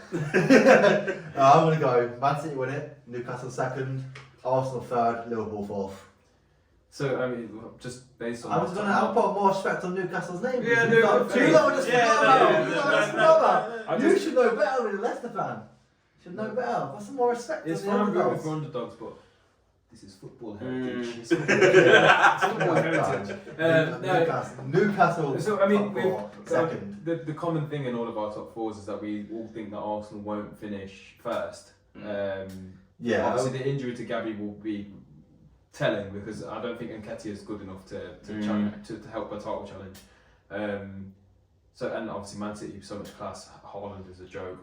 Like De Bruyne is a joke. Like their whole team is. I think their quality will shine through in the end. Yeah, we were speaking about Mahrez's goal last night. If that's your 3rd choice right winger and he's scoring goals like that, Which the thing is, like we spoke about the Arsenal fans though, because I think Arsenal the top now, but it all takes is one loss and the fans are going to turn straight on them, and that affects the team massively. Do you know what the one thing about Arsenal this season as well is? Apart from Zinchenko, they've not had many injuries. Their starting 11 has been the same every week, and and they've had a separate 11 for the Conference League or whatever they're playing in, or Europa League or whatever it is.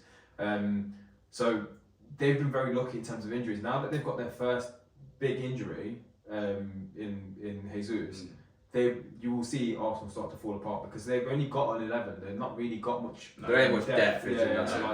And that's why they've been doing so well. Because if every team had their best 11 fielded every single game, the league would be so good. It's like you look at the thing is what you say because you look at Man City's team. You got the team. The first team is great, but then you look at the bench. The bench is the second team is good. It's brilliant. Whereas Arsenal don't have that. Yeah. I don't think any other team generally has that anyway. We've all sort of. Like, you have that 1 or 2 players, but Man City literally have a bench that could literally all make a first team. They could challenge for the title. Their second team. So that's why I think. In Man City, they've lost a couple of games, but I think they're gonna pinch it in the end. So but I still think Newcastle are making top 4. They're gonna stick it. They're 3rd at the minute, but I think they could push for 2nd place. I think they could do it. I just think it's hard because it's like we said, it's going to be a start to a new season. We could look back after all the Boxing Day games and be like, fuck, we were so far off. It could end up like. You know what? Man City, Arsenal might drop fully out of the top 4. Because of the World Cup, anything could happen. We could have someone like Brighton at the top and end up winning the league. Brighton can score a goal, they're actually. We don't know what's going to happen. Boxing Day is going to be. We're going to know. We're going to know what's going to happen. I don't even think that. I think like we said with Boxing Day, I think it's almost going to be like a pre-season round for a few teams. So I think. Once we get into the new year, because we're going to have congested fixtures now, so there's going to be games every 3-4 days, just to catch up. Well, it always is around Christmas time anyway. But especially because of the World Cup, we're going to have games. I think that's when you normally get that. It's just that's Christmas, when you get a little bit of drop off. And that's when we'll see the actual. It's not just the Premier League, because obviously January the FA Cup starts. So that comes into the mix. Because you've got Champions League fixtures. Champions League, Europa League, FA Cup gets thrown in there. So it's jammed with everything fixtures. Just really kick off now, and that's it. Who's got the legs together? So obviously we spoke about who we think top 4. Jump to the other half of the table. Who do you think is going to go down? Because after the bottom 3 at the minute is. Can you tell us the bottom 5? The bottom 5. So the bottom 5 at the minute is. Foul. What? A consonant. A foul. Well, there is something. Rachel Riley. The bottom 5 at the minute is you got Wolves at the bottom, Southampton, Forest, Everton, West Ham. But it is still points wise from 11th to 20th. the points are still close because it could change. I think for me, the Leeds, Bournemouth, and Southampton, yeah, probably the three that I'm looking at going down. The bottom three at the minute is Wolves, Southampton, Forest. I want Wolves and Forest to stay up because I like Wolves and I want Forest, even though it's Forest, the rivals, I want Forest to stay up because 2 Premier League teams in the East Midlands is great for the East Midlands, brings money in. And you know what? Even though Forest are the rivals, they're coming from a Leicester fan, I like them. It's good. It's good to have them. It's good to Because Leicester in general don't really have our rivals at the minute are Wolves. And you know what? It is obviously West. Wolves maybe. Villa. It's it's the West Midlands, but it's not East Midlands. Yeah. To have Forest there in the East Midlands Yeah. is great. It's great all round. We've got the rivals, and it's great for the general whole East Midlands to have 2 Premier League teams. I said the same about Everton last year when they were on their relegation scrap. I didn't want them to go down. It was like, as funny as it would have been for Everton to get relegated, that would have been hilarious. No, but we'd miss out on a derby. Yeah, that's been played a long That's time. it. I want Forest. Wolves obviously want to stay up, but Forest I want to stay up. I know some Forest fans are generally like, we're not staying up. They're convinced they're going down. Which, come on, have more faith. Come on, get behind your team. You're gonna stay up. Stay up. Come on. I'm gonna get some slang. If any Leicester fans listening, they're gonna slay. They're gonna cancel your season. You're gonna cancel Put the rivals aside. They need to realise, money-wise, it's great for the East Midlands. To have 2 Premier League teams in the East Midlands, it's great for the city. It's great for everything. So they need to stay up. Yeah, but we sort of agreed on who's going down. We generally think Southampton, Bournemouth, And then the rest is a toss-up, Leeds. really, isn't it? Yeah, I think Leeds because we said we like Jesse Marsh. I think the 2 guarantee are Southampton and Bournemouth, and then I think the 3rd place is between Leeds and Everton. I think it'd be a shame for Leeds to go down. Leeds, I think it's just given how between they've been the past couple of seasons, I think it'd be a big shame I do like Leeds. for them to drop all that progress. I think they've got some good players. They've done really well. I think if Everton do go down though, that's a massive shock because Everton have had a new stadium built. Yeah. And if they go down, that's That'll going to have a massive impact on them. Yeah. So And Everton are not the type of team to come straight back up. no, Mm. if they go down, their players are going to be picked out and stuff like that. So they could have a massive What impact. do you want from there? no, but there will be teams that obviously take. Who was it that ended up in like the 3rd tier from the Prem? It was like Portsmouth, wasn't it? Yeah, they literally Sunderland as well. went straight down and went down again. Yes, it happened to Sunderland. Yeah. I think Sunderland are bounced back now. Sunderland back in the Championship. Championship. Yeah. Where are Plymouth now? Because Plymouth are in the Prem. I mean, you're talking They're about League 2002 One. now, but They've they won. dropped right off. They've didn't been they? flat. There is some teams that cannot handle the fall. Even with the parachute payment, it's still not good enough. You still have to be able to sign Yeah. players, isn't it? And so even when you go down, you play. like retain Players, guys even though you got as well. relegated, your players are still good and will get picked out of team. Yeah, over teams, let's go, yeah. It's not just that a lot of the financial situations of the teams at the bottom of the league, their owners are either in debt or like all of this stuff. So when they get their parachute payment, it doesn't go anywhere. Yeah, It just goes goes straight Depends onto on the where they're debt, yeah. you still sit there. You got to. So obviously that's the bottom 3 going down. Who's the 3 that we think will come up from the Championship? Because currently now, It's currently, an open field, isn't it? currently the top 6 as we're recording this episode is Burnley, Sheffield United, Blackburn Rovers, Watford, Norwich City, and QPR. That's the top 6. But with the Championship being the league it's a hard league. That could change. One game changes that top 6. Yeah. So I think it would be good to see some of the Prem old boys come back. I think good to see Blackburn. Blackburn. I think for me, Burnley are going to come up. Vincent Kompany has turned. He's gone there and he's turned them around. He's done well. I know he's got a lot of Man City players on loan, but obviously because he's ex-Man City legend, he's going to get probably first choice of the Man City loanies and stuff like exactly. And I think like he's got a good philosophy on football and stuff as well. Because he was at Anderlecht before, and I think he had like an Amazon special as well where Everyone who gets doesn't- an Amazon special. but like again, like he fucking tears into them when they deserve it, and it's like and at the same time, I really think nurturing. Vincent Kompany's got that attitude where you know what, he can be nice, but I reckon if you pissed him off, he would be at you. But he was a captain at Man City who won league title. There's a lot of experience. But no, he's gone to Burnley, he's turned them around. He's done good. They're sitting top of the league now. I think Burnley will win it. I think Burnley are already promoted. I might have put a curse on them. Sorry, Burnley. Sorry. We've ruined the season now. Well, yeah. So for me, Burnley go on. I think losing streak. that fucking Ashton, fucking Leicester, he's done it. And I think the other two will be Watford, and May it's going between Southampton. Not Southampton. They've already got them. So Bring them back up. sorry, between Sheffield United and Blackburn. Yeah. It's going between. Yeah. So I reckon Burnley, Watford. It's going between Sheffield United and Blackburn Rovers for the third place. Yeah. So that's my who I think come up. I think I kind of agree with you there. I think I'll be quite happy with that. Like we said, it'd be good for Blackburn to come up. Yeah, because I know it's been a while. Someone like Norwich, I know the sitting fifth. I don't want Norwich back up because they're a yo-yo team. They'll go up and they'll literally come straight back down. I know we spoke about Fulham, and Fulham have done good. We thought we were going straight down. That's what it takes sometimes. Yeah, but then saying that though, we had Sheffield United come up, have a really good season, and then get absolutely caned the following season. So because the thing is, they come up, no one knew how to play against them. But then second season, they figured them out, they went down. But I think if they come back up now, they would probably stay up. But Norwich would be a team that would go straight back down. I don't want that. Wasted a place. Yeah, I think what we were saying earlier as well about the Championship is that it's such a good league. It's just not got enough exposure. It is. It needs. It's a really good league. It's a proper competitive league. Like everybody. If we can get that, the exposure that the Championship deserves, it's a league that a lot of people will watch. And you've got to remember, like we always forget as Premier League fans and having our teams all in the Premier League, you forget that there's like a lot of massive clubs in the Championship, massive followings, like massive followings, and great stadiums, like good team ethos and all this stuff, like, and even history, like the team like Blackburn have won the Premier League, I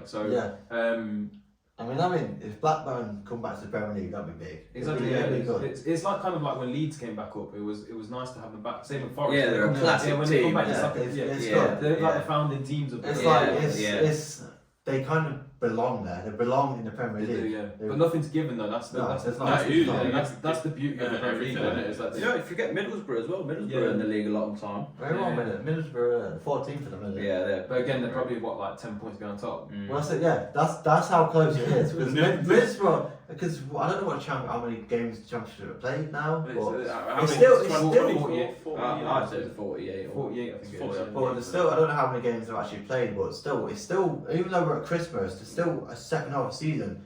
That whole top six could change. Everything could change around. So it could be anyone come up.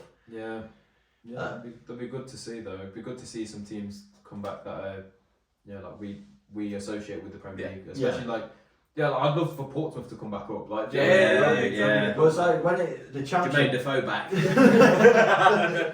The thing is, Jermaine Defoe is one of the players that everyone likes. Yeah. People love him. He's great. Might even get David Nugent back. David Nugent back. Do you know if we had to build like a front two of Defoe and Crouch, and that like for today, obviously that Weghorst or whatever from Holland would be your Crouch. Who would be the Defoe? Who's that small little nippy striker that? Probably Sterling. That would be Sterling. Good. Like running round. Yeah. Get in the box. That'd be good. Yeah, I'd love to see that again. I want to see, like, do you know what? That's one thing that I do think is missing in the Premier League at the minute, is that we don't have like a random, because we don't really play two strikers anymore. So we don't have like them deadly striker duos. We used to have that so much. Everyone did. Yeah, everyone had like two. You had like Rooney and Tevez.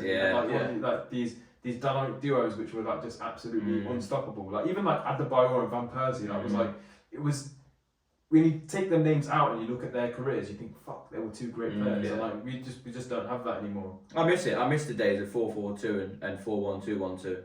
Yeah, they were great. The game's just pushed on so much.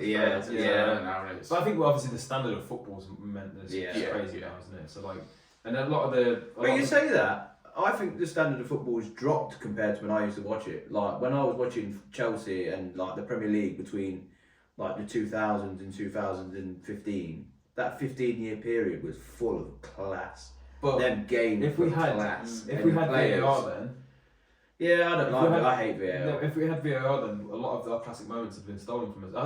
I listened to Peter Crouch's podcast, and his stat man is always like asking him. He's like, "Can I look back at all your goals?" And he's like, I don't want you to because he's in the Premier League 100 club. So Mm. he's like, I don't want you to have a look back because a lot of them would have been ruled off. Like I was Yeah, offside or I yeah. fouled Yeah. someone. Like, do you know, like, But because I he's a big think lad, you he can would call have it like, off, yeah. punched someone. Yeah, and he's like, I wouldn't have 100 goals if it was for VAR. But I think that's more a slight on VAR than the football. Then I think that shows that. I hate It's VAR. hard to say, I though. think It's hard to VAR say just because- denies goals. The thing is with VAR, like, don't get me wrong, it has its moments where it's proven it's good, but sadly, there's too many moments where it fucks up and Yeah. messes stuff up, it ruins game. I think But I once don't it's- think that's down to the referees behind the VAR. Once it's been refined and it's down to like a, you know, like A it's- quick- it just works. just do it, Yeah. yeah. Because I generally think a lot of the English referees are shit. They are really shit. The foreign referees and stuff like that, they're way much better. No, but sometimes So in much the better. Champions League and stuff, you get referees. Oh who are yeah, don't absolutely get wrong. good. Yeah, Don't get me yeah. wrong, you get close ones, but I Yeah. generally think English referees English are referees, shit. They I are think that's, shit. That's down to the FA and what they're getting told, isn't it? Like what their rules are. Like we've had a whole season of like armpit offsides. Yeah, this And is then, it's we had, unclear. And then we had like the handball rule, which was like, oh, where is it handball? Is it Yeah, sleeve? yeah. Like, all of these things like they get adapted and whatever, and like it's good that they are being adapted, but I think until we have like a clear, there's a lot of grey area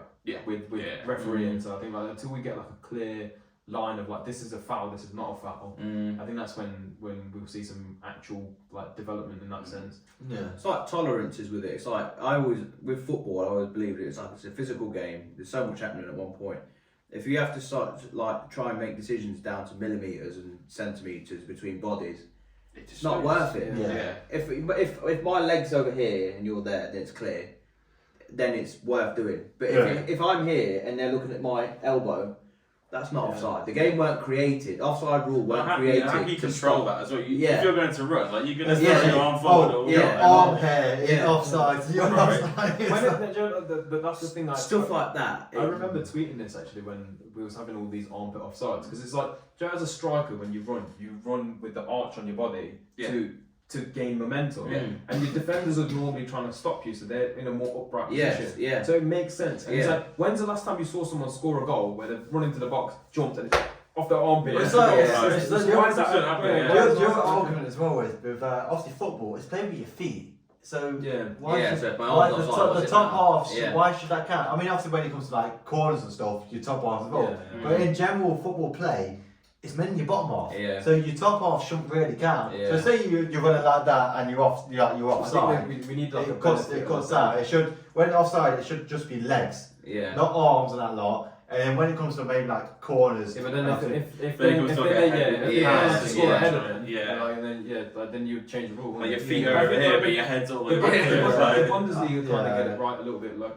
kind of do it the way that Omar says, where the Bundesliga, if it's the clear and obvious thing is obviously the thing. Like, if it's if they're both in the same frame and they're roughly together, and whatever the on-field decision was, that gets influence on what it was. So like it's kind of like in cricket, like, you know, like you have like reviews and stuff. Yeah. I feel like football captains are useless. Why don't we bring in a review system?